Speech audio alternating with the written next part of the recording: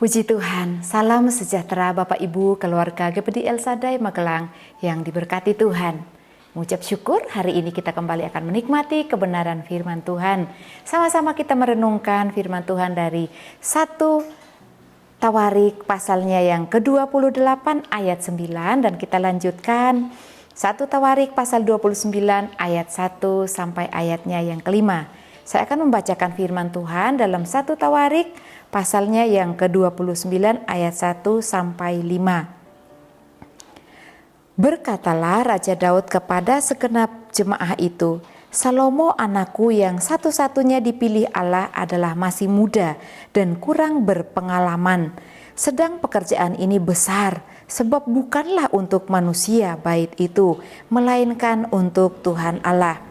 Dengan segenap kemampuan aku telah mengadakan persediaan untuk rumah Allahku, yakni emas untuk barang-barang emas, perak untuk barang-barang perak, tembaga untuk barang-barang tembaga, besi untuk barang-barang besi, dan kayu untuk barang-barang kayu, batu permata syaun untuk permata tatanan, batu hitam dan batu permata yang berwarna-warna, dan segala macam batu mahal-mahal dan sangat banyak pualam.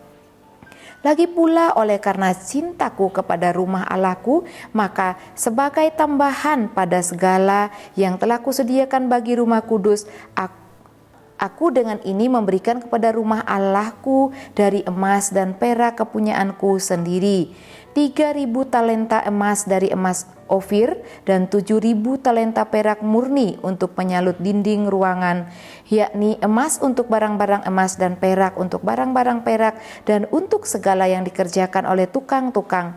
Maka siapakah pada hari ini yang rela memberikan persembahan kepada rumah Tuhan?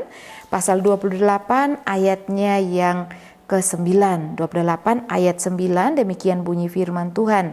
Dan engkau anakku Salomo, kenallah Allahnya ayahmu dan beribadalah kepadanya dengan tulus ikhlas dan dengan rela hati, sebab Tuhan menyelidiki segala hati dan mengerti segala niat dan cita-cita. Jika engkau mencari Dia, maka Ia berkenan ditemui olehmu. Tetapi jika engkau meninggalkan Dia, maka Ia akan membuang engkau untuk selamanya. Puji Tuhan, Bapak Ibu Saudara, judul dari renungan kita hari ini yaitu Tuhan menyelidiki segala hati. Kalau kita belajar tentang kebenaran firman Tuhan pada minggu lalu, juga membahas tentang ketulusan hati orang-orang bangsa Israel, orang Yehuda yang mengikut Raja Daud. Ketika Raja Daud lelah dalam berperang, mereka tulus hati dalam membantu Raja Daud. Demikian juga kita akan belajar firman Tuhan ini dalam 1 Tawarik pasal 29. Kita melihat tentang kerelaan hati dengan ketulus ikhlasan hati Raja Daud, bahkan jemaah Israel di dalam memberikan persembahan untuk pembangunan bait Allah, bait suci. Nah, yang pertama Bapak Ibu yang kita akan lihat yaitu Raja Daud berkata bahwa anaknya masih muda. Ada pengakuan dari Raja Daud dengan tulus hati. Dia mengakui di hadapan jemaah Israel. Mengapa segala sesuatu Raja Daud lakukan dengan tulus hati? Karena dia tahu bahwa Tuhan menyelidiki hati. Tadi di pasal 28 ayat 9 dikatakan bahwa Allah menyelidiki segala hati. Oleh karena itu dengan tulus, dengan terbuka, Daud mengumpulkan orang-orang Israel dan dia menyampaikan bahwa anak Raja Daud yaitu Salomo yang dipilih Allah untuk melanjutkan pemerintahan Daud, bahkan untuk membangun bait Allah. Salomo masih muda, Raja Daud katakan kepada orang-orang Israel, bahkan kurang berpengalaman. Bapak Ibu yang dikasihi Tuhan, satu pengakuan Raja Daud dengan terbuka di hadapan seluruh bangsa Israel.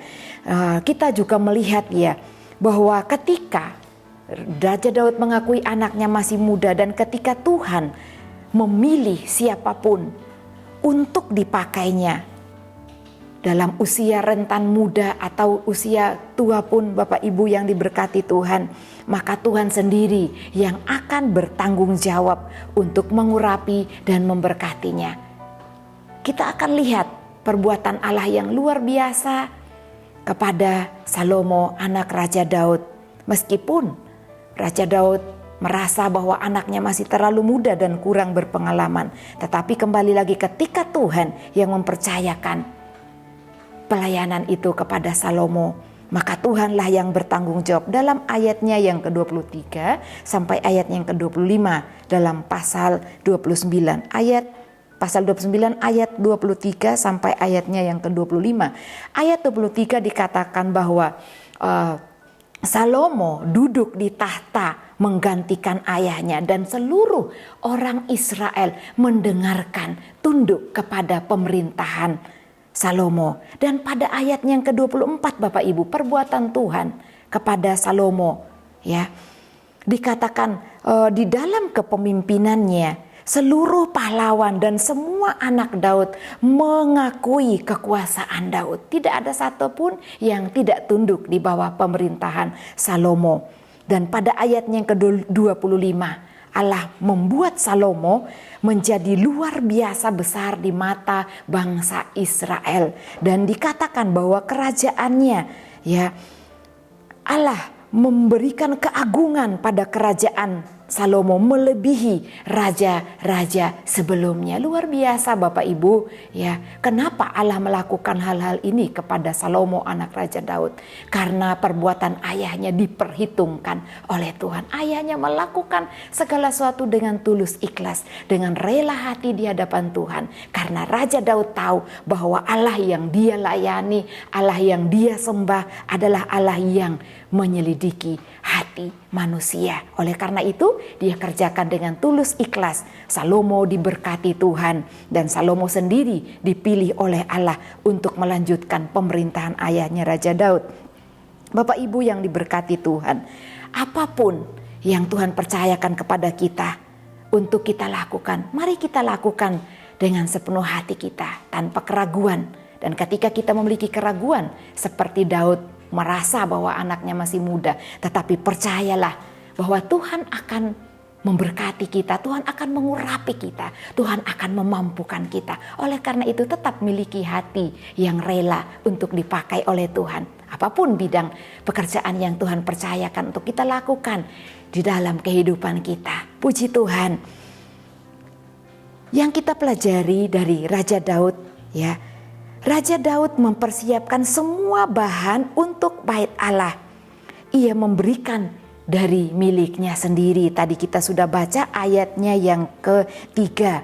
Daud katakan, karena rasa cintanya kepada rumah Allah, dia memberikan milik pribadinya, yaitu emas, perak yang dia miliki. Dan ketika dia berkorban begitu banyak untuk rumah Allah, dia mengutarakan lagi kepada jemaah Israel pada ayat yang ke-5b.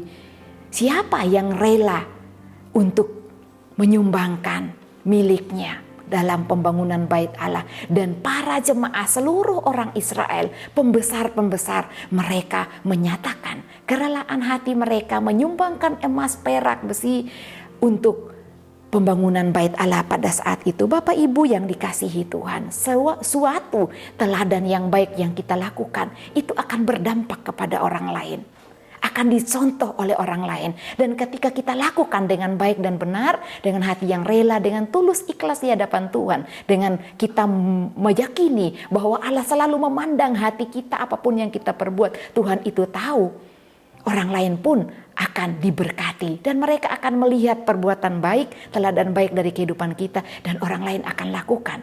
Oleh karena itu mari kita berlomba-lomba untuk menjadi berkat. Banyak orang akan meniru perbuatan baik di dalam kehidupan kita seperti Raja Daud. Semua jemaah, semua pemuka pembesar, semua pemimpin puak, mereka mau memberikan harta benda mereka untuk pembangunan bait Allah.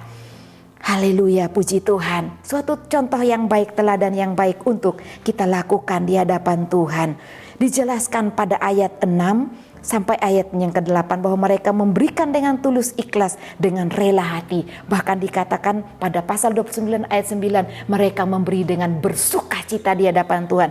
Kita baca Bapak Ibu pasal 29 ayat 9. Demikian bunyi firman Tuhan, bangsa itu bersukacita karena kerelaan mereka masing-masing. Sebab dengan tulus hati mereka memberikan persembahan sukarela kepada Tuhan. Juga Raja Daud sangat bersukacita. Mereka sangat bersuka cita memberi Bapak Ibu. Oleh karena itu ketika kita belajar memberi apapun, memberkati orang lain melalui materi, doa, perhatian, dan apapun, Bapak Ibu mari kita melakukannya dengan sukacita. Karena Allah menyelidiki hati kita sampai yang terdalam sekalipun. Dan Tuhan memberkati orang-orang yang selalu melakukannya dengan baik, benar, dengan tulus, ikhlas, dengan rela hati di hadapan Tuhan, dengan penuh sukacita. Karena kita lakukan seperti untuk Tuhan. Yang ketiga dari kehidupan Raja Daud. Daud memuji Tuhan di depan mata jemaah Israel. Seorang raja Bapak Ibu. Umat Israel tidak hanya sedikit yang dikumpulkan, berkumpul di depan Raja Daud. Dan dikatakan dia memuji Tuhan. Kita dapat membacanya ayat 10. Dan selanjutnya nyanyian pujian Daud. Dia memuji Tuhan bukan karena kehebatan Raja Daud dan jemaah Israel. Mengumpulkan begitu banyak emas, perak, tembaga, besi untuk pembangunan rumah Tuhan. Tetapi yang Daud mengucap syukur, memuji Tuhan karena Allah lah segala apa yang mereka lakukan, mereka dapat lakukan itu karena Allah. Kita dapat melihat pengakuan dari Raja Daud Bapak Ibu dalam ayatnya yang ke-14, 16 dan 17. Ayat 14, Raja Daud berkata, "Siapakah aku ini dan siapakah bangsaku? Sehingga kami mampu memberikan persembahan sukarela seperti ini, sebab daripada mula segala-galanya dan dari tanganmu sendirilah persembahan yang kami berikan kepadamu." Artinya Bapak Ibu, Daud mengakui bahwa apa yang mereka bisa kerjakan, bisa berikan, itu semua datangnya dari Tuhan. Itu milik Tuhan. Demikian juga di dalam kehidupan kita. Kalau kita bisa mengerjakan A, B, C, D dan lain sebagainya, itu bukan datang dari diri kita sendiri, tetapi karena pemberian Allah, karena Tuhan yang memimpin kita.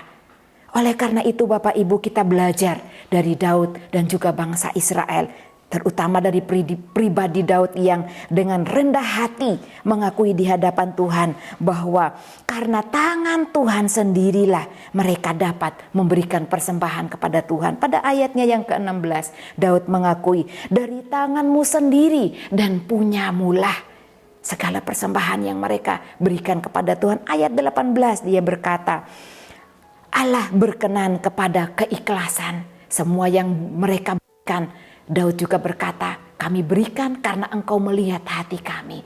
Puji Tuhan Bapak Ibu Saudara yang dikasihi Tuhan.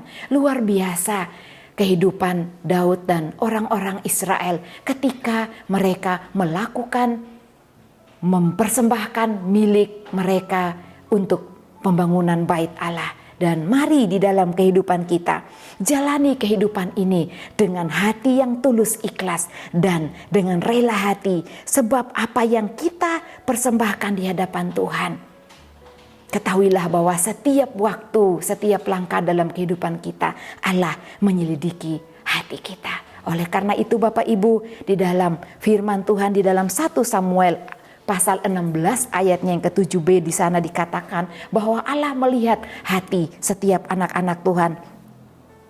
1 Samuel 16 ayat 7b, demikian bunyi firman Tuhan. Bukan yang dilihat manusia yang dilihat Allah. Manusia melihat apa yang di depan mata, tetapi Tuhan melihat hati. Puji Tuhan, Tuhan Yesus memberkati. Mari kita bersama-sama dalam doa. Terima kasih Bapa yang baik.